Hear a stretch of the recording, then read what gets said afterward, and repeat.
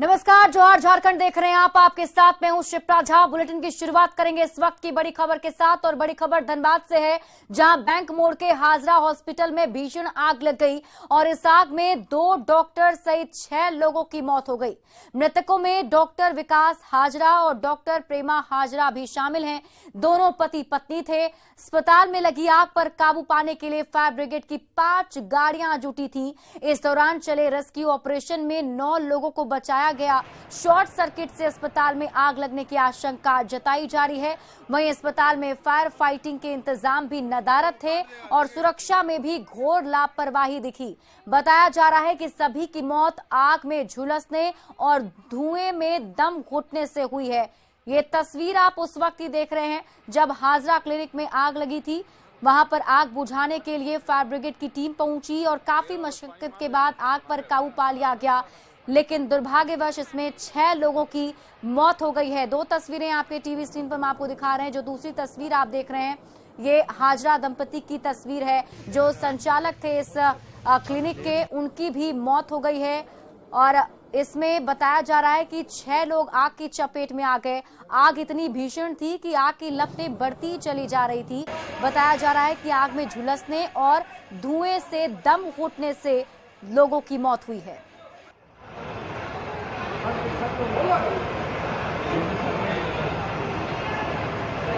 जो सिलेंडर है सिलेंडर किधर है? आगरा हॉस्पिटल में आग लगी है और आग लगने के उपरांत तो ये पता चला जब फायर ब्रिगेड और पुलिस की टीम पहुंच गई। जब बचाव क्रम में ये पता चला कि डॉक्टर दंपति जो प्रेमा हाजरा, विकास हाजरा और उनकी सर्वेंट तारा देवी और उनकी एक भैजना और एक आग लगने से जो टेक्नीशियन मृत्यु हो गई, इसकी पुष्टि पार्टी की और एक व्यक्ति जो है वो इलाजरत है। यहाँ आते आते तो बहुत काफ़ी विकराल पकड़ लिया था। घटना तो पहले आग लग गया था। ये सही टाइम से हमको सूचना नहीं मिल पाया। यदि सही टाइम से मुझे सूचना मिलता तो हम बहुत कुछ कर सकते। 5 को जेंट्स रेस्क्यू के मेरा कर्मी द्वारा निकाला गया और 2 लेडीज को निकाला गया, 2 डॉग निकाला गया, क्योंकि जो 2 डॉग में एक डॉग को सुरक्षित उसको निकाल लिया गया, लेकिन एक डॉग जो बड़ा था वो स्पॉटेड था। तो बाकी को हम नहीं बता सकते। हॉस्पिटल भेज दिया गया है, क्या स्थिति है अब हॉस्पिटल में पता चला। कुछ लड़कों को हम लोग बैंक मोड़ थाना भेजे। थाना तुरंत एक्टिव होके आके यहाँ पे वहाँ से फोर्स भेजा गया और वो लोग आके एक्टिव होके सारा काम यहाँ पे करने लगे। कुछ बाहरी लड़का लोग भी आया जिसका पेशेंट यहाँ पे भर्ती था, वो लोग आके दरवाज़ा तोड़ के और वही लोग ज़्यादा एक्टिव होके जाकर वहाँ से निकालना, कैजुअलिटी को निकालना शुरू किया। तत्पश्चात और भी हमारे भी बिल्डिंग के लोग आए यहाँ पे, वो लोग भी आके एक्टिव होके सारे लोग, बहुत लोग। लेकिन ये बहुत ही दुखद घटना है। अगल बगल की बिल्डिंगों में फायर सेफ्टी का कोई आग लगने की अभी तक जो पुष्टि किस तरह से आग लगी? अभी तक जो भी जानकारी प्राप्त हुई है उसके अनुसार शॉर्ट सर्किट बताया जा रहा है, क्योंकि जहाँ पे आग लगी है उसके जस्ट नीचे जनरेटर था और वहीं से आग की लपटें उठनी स्टार्ट। और ऐसे में कई सारे सवाल उठते हैं। न्यूज 18 भी सवाल पूछता है कि अस्पताल में आखिर फायर फाइटिंग के इक्विपमेंट्स क्यों नहीं मौजूद थे, क्योंकि अगर अस्पताल में फायर फाइटिंग के इंतजाम होते तो इतना बड़ा हादसा नहीं होता, लोगों की जान बचाई जा सकती थी। 6 लोगों की मौत का जिम्मेदार कौन है? सवाल तो ये भी बनता है कि पहले भी लगे थे आरोप, तो क्यों नहीं जागा प्रशासन? ये बड़ी खबर और ये बड़ी जानकारी भी इसमें सामने आई कि यहाँ पर पहले भी इसको लेकर बताया गया था, जानकारी दी गई थी कि फायर सेफ्टी के इंतजाम जो हैं वो नहीं है, तो ऐसे में पहले से क्यों नहीं एहतियात बरता गया? धनबाद संवाददाता संजय गुप्ता अधिक जानकारी के साथ जुड़े हुए हैं। संजय, फिलहाल क्या ताजा स्थिति है वहां पर?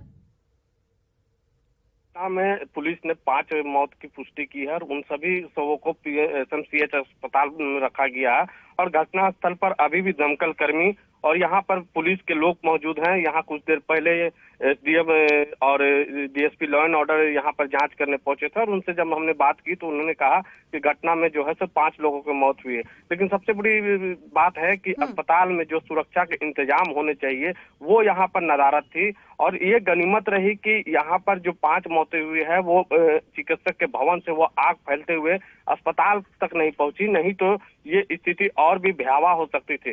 फिलहाल जी यहाँ पर भाजपा के नेत्री भी पहुंची हुई थी घटना की जानकारी पाकर और उन्होंने भी कहा है कि जिस तरीके से दंपति का पूरा परिवार इस घटना में हताहत हुए हैं तो कहीं न कहीं एक संदेह हो रहा है और इसकी एक उच्च स्तरीय जांच होनी चाहिए, क्योंकि डॉक्टर कहीं न कहीं झारखंड में सेफ नहीं है और हो सकता है कि इसके पीछे कोई साजिश भी हो सकती है, इसलिए इसकी एक उच्च स्तरीय जांच होनी चाहिए। फिलहाल पुलिस जो है सो प्रारंभिक जांच कर रही है, लेकिन उन्होंने जांच की क्या प्रक्रिया अभी तक पाए हैं वो तो नहीं बताए, लेकिन मौत 5 हुई है इसकी उन्होंने पुष्टि कर दी है। डॉक्टर के परिवार में कौन कौन लोग थे संजय, और क्या डॉक्टर का परिवार भी अस्पताल में ही रह रहा था? अस्पताल और अस्पताल डॉक्टर के जो भवन है वो दोनों ही एक ही परिसर में है। अस्पताल में जहां मरीज रहते हैं उससे डॉक्टर भवन के एक तरह से कहा जाए तो दोनों ही कंबाइंड है और यही बात है कि जो आग लगी वह अस्पताल की तरफ नहीं बढ़ी जिधर की मरीज का इलाज हो रहा था। जो अस्पताल में मरीज थे उनको जो है सो अब दूसरे अस्पताल भेज दिया गया है ताकि उन्हें कोई दिक्कत ना हो। बताया ये भी जा रहा है कि जो आग लगी और आग लगने के बाद दम घुटने से जो है सो दंपति जो डॉक्टर थे विकास हाजरा और प्रेमा हाजरा उनकी मौत हुई है। उनके साथ साथ 3-4 और जो लोग थे उनको मौत हुई है और एक कर्मी जो है उनका इलाज अभी एसएमसीएच अस्पताल में चल रहा है। चलिए, बहुत बहुत शुक्रिया तमाम जानकारी के लिए संजय। बढ़ते आगे और खबर आपको लातेहार से बता दें, जहां शॉर्ट सर्किट से एक हाईवा गाड़ी में आग लग गई। बालूमाथ टंडवा मार्ग पर गोली ताड़ के पास ये घटना घटी है। आग लगने से गाड़ी जलकर पूरी तरह से राख हो गई। गाड़ी रोशन ट्रांसपोर्ट की बताई जा रही है, जो सीसीएल के मगध कोल परियोजना से कोयला परिवहन का काम करती थी और अमरावाड़ी डी पुलिस के पिकेट के पास गोली ताड़ कैंप में तेल लेने के लिए पहुंची थी और इसी दौरान शॉर्ट सर्किट से आग लग गई। हालांकि ड्राइवर और खलासी ने गाड़ी से कूदकर अपनी जान बचा ली। जब तक दमकल की टीम पहुंची तब तक गाड़ी खाक हो चुकी थी।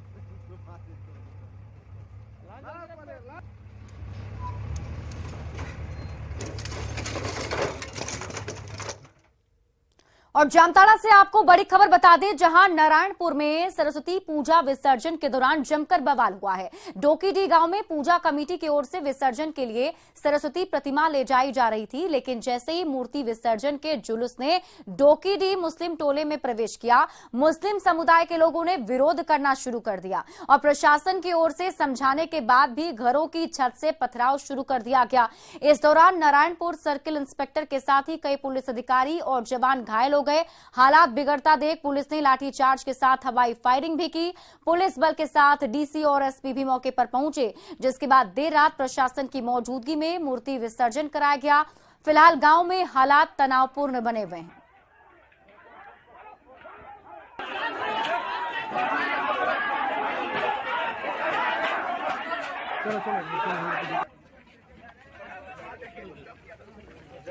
देखिए, ये विसर्जन के दौरान हुआ, लेकिन पूरे इंसिडेंट को देखते हुए ये समझ में आया कि कुछ एंटी सोशल एलिमेंट्स ने जानबूझ के पुलिस को टारगेट किया है, जिसका हम लोग आयरन हैंड के साथ एकदम कड़ाई से निपटेंगे और जो लोग भी इन्वॉल्व हैं उसको कानून का सख्त से सख्त जो है झेलना पड़ेगा।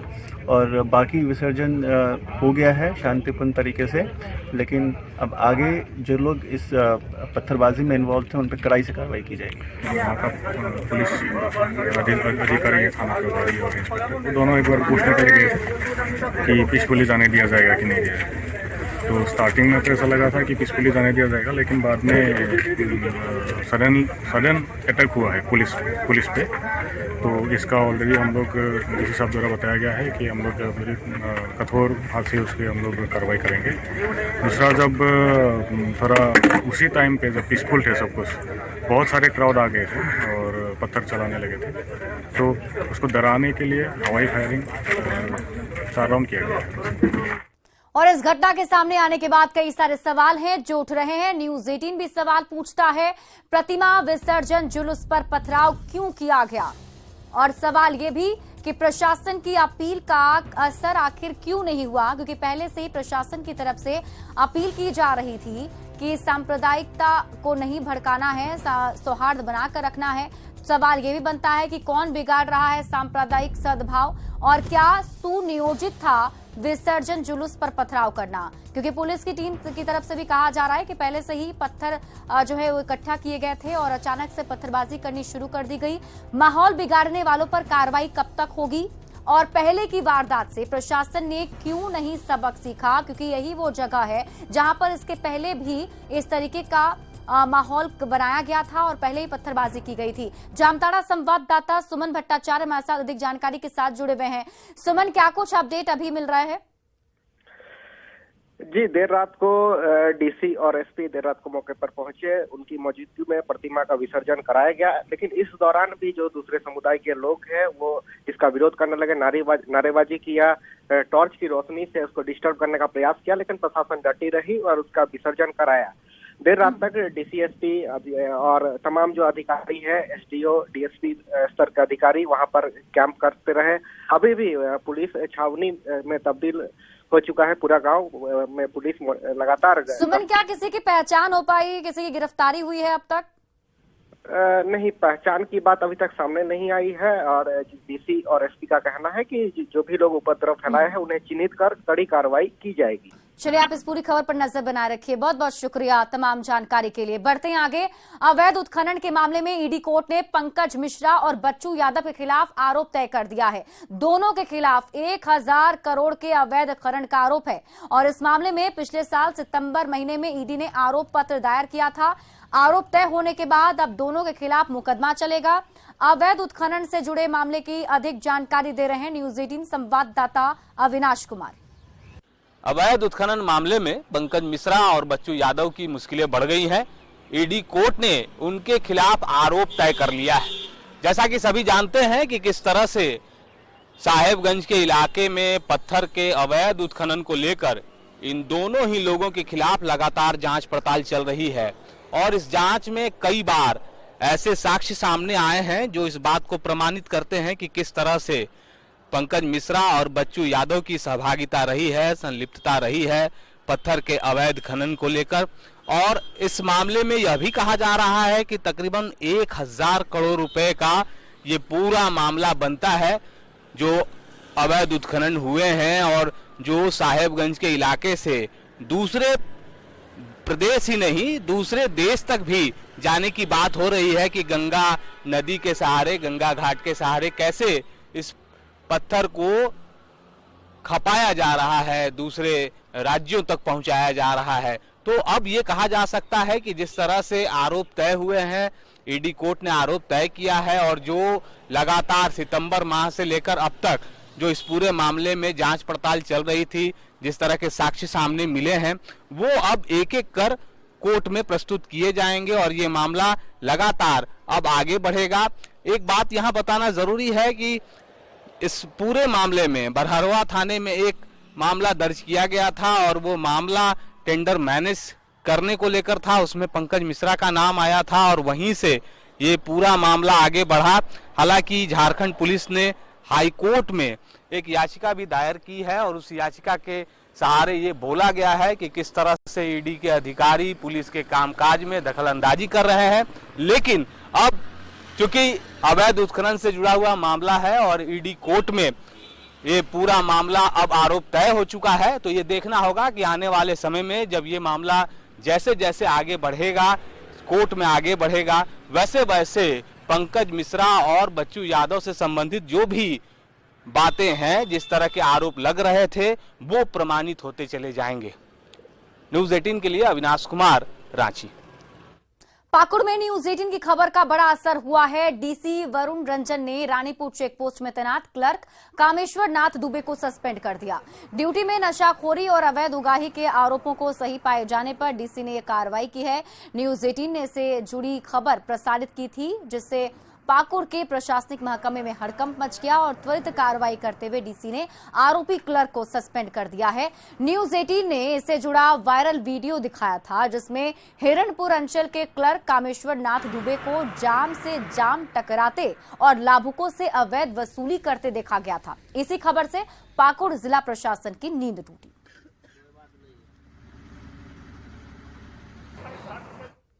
गुमला के चैनपुर प्रखंड मुख्यालय में पिछले एक सप्ताह से हाथियों का उत्पात लगातार जारी है। प्रखंड मुख्यालय के रामपुर झड़ गांव, बढ़ा टोली, बुकमा सहित कई गांव में हाथियों ने घरों को तोड़ दिया। वहीं फसल को भी काफी नुकसान पहुंचाया है। भगत बुकमा गांव में हाथियों ने मनोज लोहरा और जगदीश भगत के घर को ध्वस्त कर दिया। हाथियों के हमले के बाद लोग किसी तरह से घर से जान बचाकर भागे। क्षेत्र में हाथियों का आतंक इतना मचा हुआ है कि प्रभावित क्षेत्र के लोग रत जगा करने को विवश हैं। ग्रामीणों की माने तो उन्हें वन विभाग से भी कोई मदद अब तक नहीं मिली है। हालांकि वन विभाग ने हाथियों को भगाने के लिए टीम जरूर बुलाई है।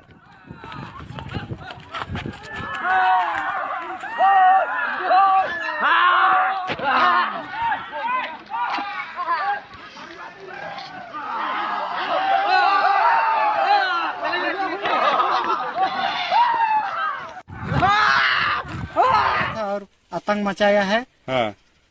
आतंक मचाने जैसा लग रहा है। हाँ। इसलिए डर डर के जी रह रहे हैं। कैसे रात में कैसे सोते हैं आप लोग? डर डर के सोते हैं और रात में मसाल उसाल दाग के एक जगह इकट्ठा होके रहते हैं। अच्छा, तो अब क्या चाहिए आप लोग को, क्या मदद चाहिए?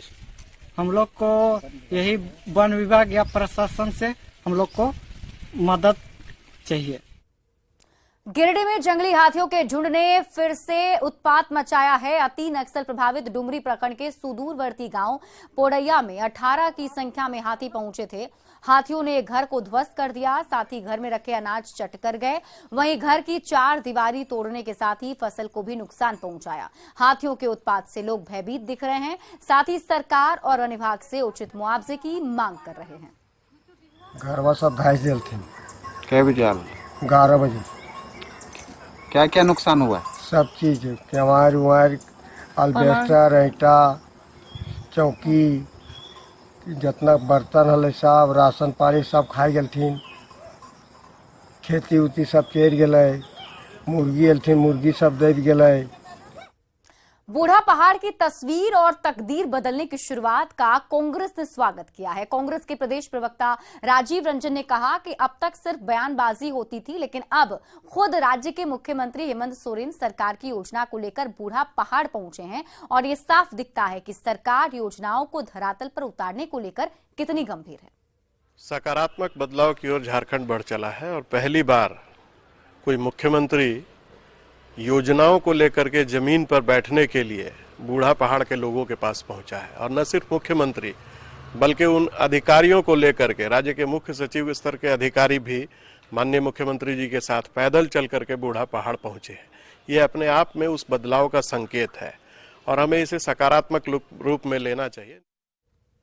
बीजेपी ने झारखंड में उग्रवादियों के खात्मे के खिलाफ राज्य सरकार की कार्रवाई का सहयोग करने की बात कही। बीजेपी के प्रदेश प्रवक्ता प्रदीप सिन्हा ने कहा कि आज अगर बूढ़ा पहाड़ तक मुख्यमंत्री पहुंच रहे हैं तो उसमें केंद्रीय पुलिस बल और स्थानीय पुलिस की बहुत बड़ी भूमिका है। उन्होंने ये भी कहा कि राज्य सरकार को समग्रता से कार्रवाई करने की जरूरत है, साथ ही केंद्र सरकार के अभियान में सहयोग करने की आवश्यकता है। सरकार को ये कार्य योजना बनानी चाहिए कि वैसे उग्रवादी तत्वों के खिलाफ भी निर्णायक कार्रवाई की जाए।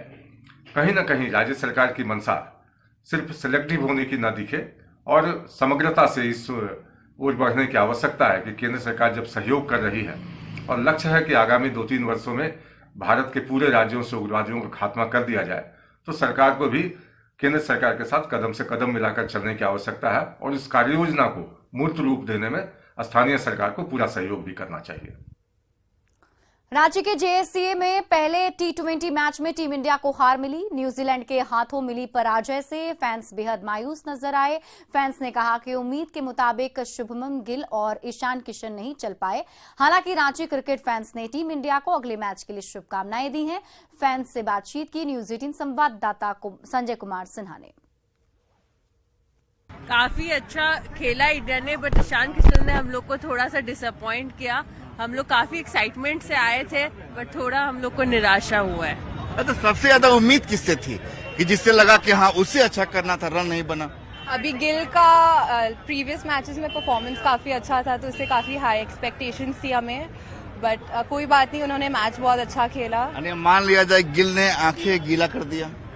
नहीं ये बात नहीं है, पूरी टीम ने बहुत अच्छा एफर्ट डाल के खेला है। ये पॉजिटिव अप्रोच है और होप है कि लखनऊ में टीम इंडिया अच्छा खेलेगी। हाँ एकदम, इंडिया जीतेगा लखनऊ में। हार जीत तो चलती रहती है, अब नहीं तो नेक्स्ट टाइम इंडिया जीतेगी।